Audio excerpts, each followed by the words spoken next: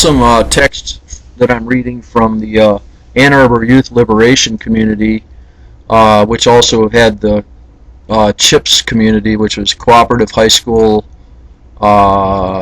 Independent Press Syndicate. I think that was the name of it. Anyways, it was spearheaded by Ann Arbor Youth Liberation, apparently. They put out a publication called FPS that lasted for 10 years between 1970 and 1980. They took a huge variety of positions. They did make a lot of impact nationally on various larger town communities. Right around that time, I was a kid myself, and I had a somewhat radical educator in my family who never told me about any of this stuff, and I wish I had known. But of course, you can kind of understand it from the perspective of a nuclearized family. So here are some quotes from the Ann Arbor Youth Liberation community that I endeavored to put up on the internet for quite a few years, and it's really hard to find now. You can find some of this writing in various special collections in libraries around the country. So if you look for it, it'll be worth your look.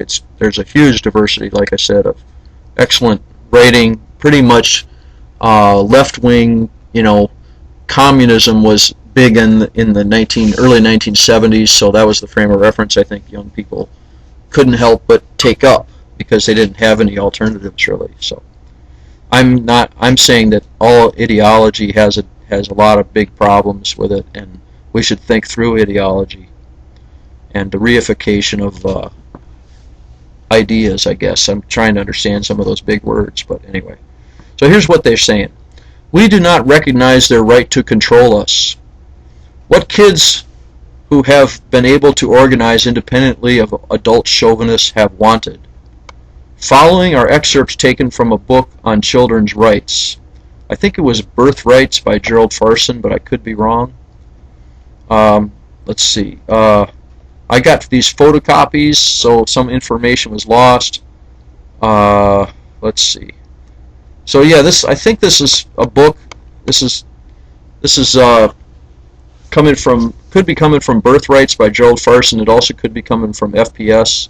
It is definitely coming from the FPS community originally. Okay.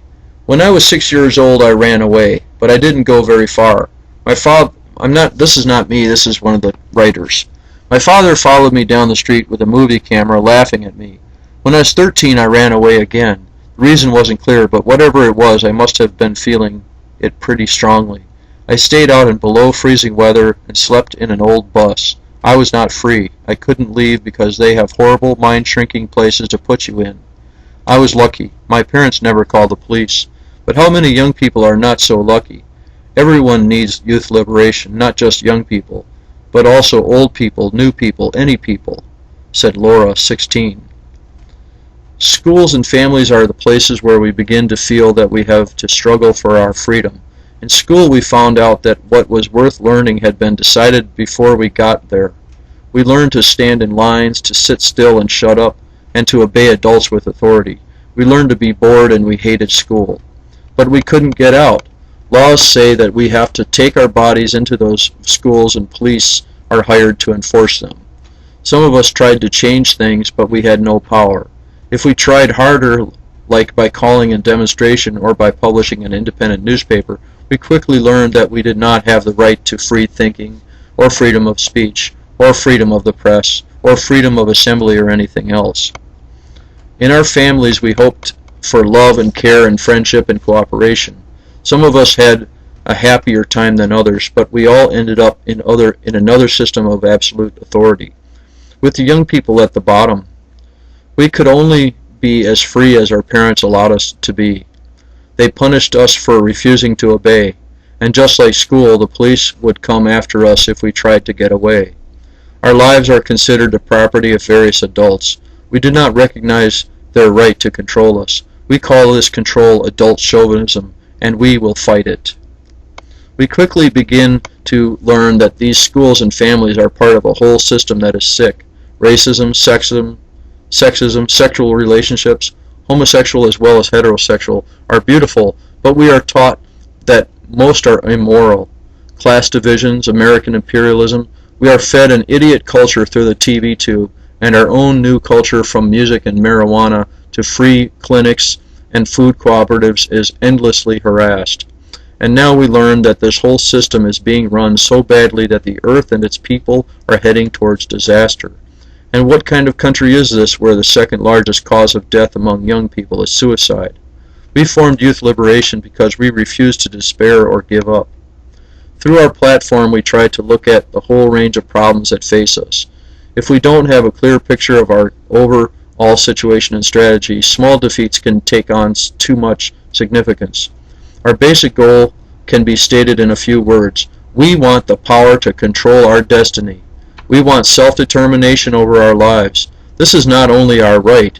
Youth self-determination is necessary if human beings are going to survive on this planet. In this time, with great change happens at such rapid speed. In this time when great change happens with such rapid speed, it would seem reasonable that young people should be sincerely communicated with by older people. Cultural changes and adaptations made by young people should be respected. Since the outlook of young people has been completely shaped by the new world we live in, our perceptions and experience should be seriously considered as a guide and a path to the future. Why isn't it? Young people are tricked and lied to from the first. Truth is confused, mystified, turned inside out, and then crammed down our throats. Youth struggling for our liberation will succeed only through unity. But this will be difficult for many reasons. We don't have free access to communication or information, since we spend all our time in institutions run and controlled by adults. Question: are adults the problem? Racism, tracking, and other forms of manipulation are used to divide different races, sexes, and classes of youth so that they hate each other instead of the people in power. And even though most young people are beginning to realize how wrong things are, many of us see no hope. Many young people go for such short-term rewards as a boring but steady job, and many of us just want to forget what's happening, so we dose up on dope, Jesus, TV, and booze, or we just give up and forget about trying to be free. Youth Liberation believes that the hopeless can be organized to become fighters. We believe that when the youth mass begins to recognize that our political and physical survival is at stake, the differences between us will prove to be less important than our common goals.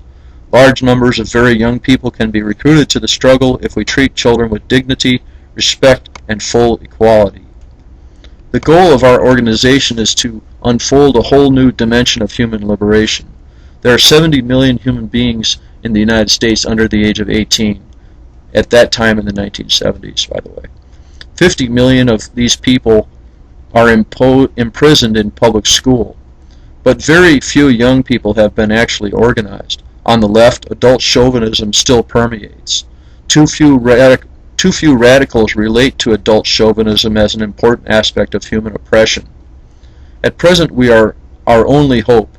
Through hard work and joy, we plan to educate and mobilize our people. Our ultimate goal is to join forces with all the people in the world in order to transform the earth. Arbor Youth Liberation has existed now for about 2 years. The first time most of us were together was at the Constitutional Convention in Washington, D.C., November 1970. We started talking about high school organizing and family hassles. We recognized that no political platform or group existed anywhere that spoke to our basic needs and desires.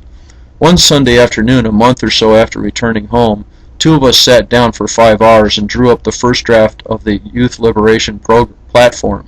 We made a lot of copies but ended up throwing them away because the program continually had to be changed after discussions with new people. 12 of us went out to a farm one weekend and went over each point sentence by sentence. As soon as we released the platform, it started getting printed in underground papers all over the country. Some of our activities center on trying to end laws that discriminate against young people. We went into the 1971-72 school year with big ambitions.